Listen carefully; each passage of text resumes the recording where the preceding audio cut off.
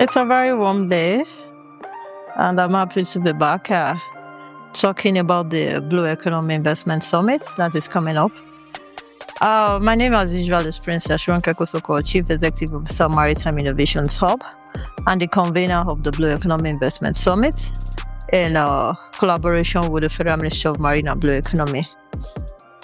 People have been asking, what do we expect? What is it that makes it the event different from the usual talk show that we've been having? And during the media party in December, we had a media party in collaboration with the ministry, and we expatiated up on some of the issues. And one of the most prominent agency on the table was the Nigerian National Hinterland Waterways Authority, NIWA. And when we talk about a $1 trillion GDP target, for a country with 36 states, with inland waterways cutting across 28 states, it becomes important for NIWA to hold this conversation, which they are doing, and they were very prominent at the. So we're going to be cascading some of the conversations that we had or we started at the media party, which is agribusiness, for instance, and agribusiness and the Blue Economy Roundtable. Every single Nigerian eats every day. We have data on what the agricultural sector holds. We also have data as Nigerians, all of us together, what the challenges are. There was a time where food was very expensive. Thankfully, it's coming down right now. But if you discover that why the food was expensive mostly was because of transportation.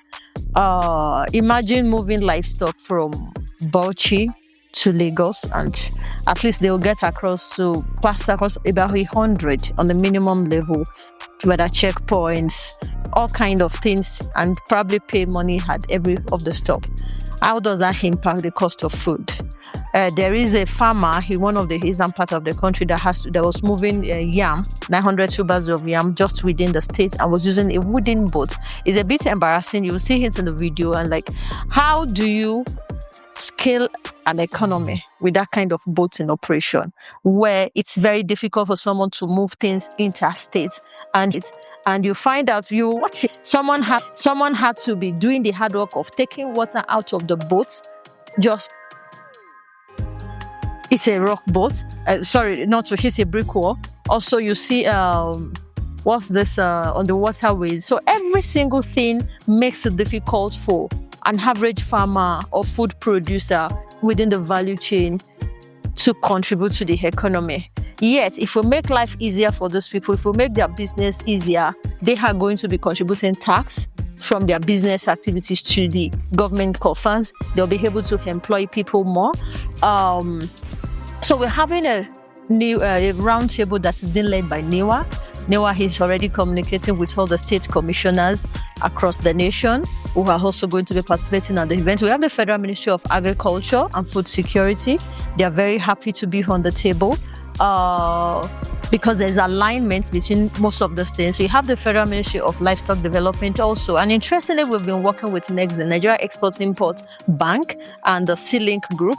And they are also bringing some partners to the table, including the European Investment Bank. And most of these things, like I said in one of our sessions, that finance is a major issue across all the issues that you want to discuss. So we are not just talking about we need money. We have brought the money bags to the table. And I don't want to let the whole cat out of the bag, but one of the things you can expect from the National Hinterland Waterways Authority and the Maritime Innovations Hub and the ministry is a focal sector.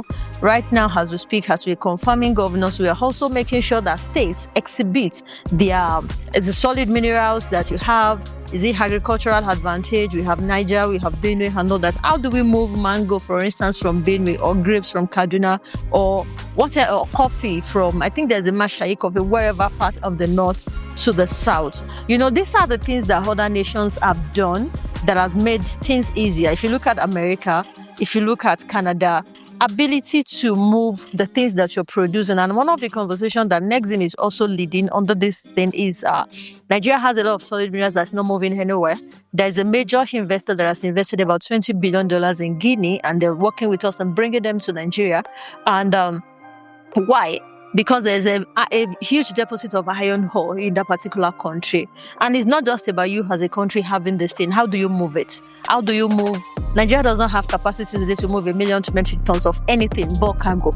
And so a nation came to the table with $20 billion in a nation that is like a quarter of, not even up to 10% of Nigeria's population. So we're working together in bringing them to the country, and modestly, the project, we will be unveiling it at the event. If this particular country can bring $20 billion to the table to build rail, connect it to the waterways, and all that for the movement of bulk cargo. Imagine what will happen if we can move the bitumen in Ondo, which is the largest deposit in the world. Imagine if we can move coffee from up north. Imagine if we can move food from Benue via the inland waterways to Lagos. Imagine if your cargo arrives wherever, because the president also is doing a lot of, approving a lot of seaports.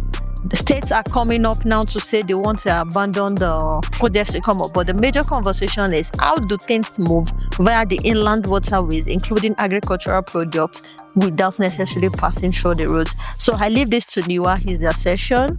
We're working behind the scene. We've gone very far.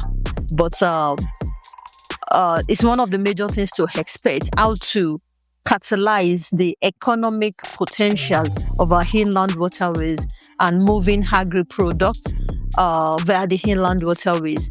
I think the colonial masters, again, if you're very familiar with Lagos, the port environments, where you have warehouse, there's even a warehouse road, which one of the former Director General at NIMASA, Dr. Bashir Yusuf Jamo, mentioned in one of his books, Harnessing Nigeria's Maritime Assets. He says every time he stands at his office, he's in pain because all these things that are now car parks today used to be warehouses for agricultural products. So how did Nigeria in those days, before, I don't know, the confusion that set in, how did they move their agri-produce, cocoa, timber, wood, all those things to the ports, and they were exporting things abroad and importing things. So there was a 24-hour port economy, even in Lagos. So if it has worked before, in the ages where education is not even this huge, how come it disappeared? And so those are some of the things the President Bola Ahmed Tinubu's administration, through the Federal Ministry of Marine and Blue Economy, is working with us, maritime innovations, leading the intellectual pathway. So visit the website for more details about the event. Secure your seats or call the phone numbers on the website. We look forward to hosting you at the Blue Economy Investment Summit.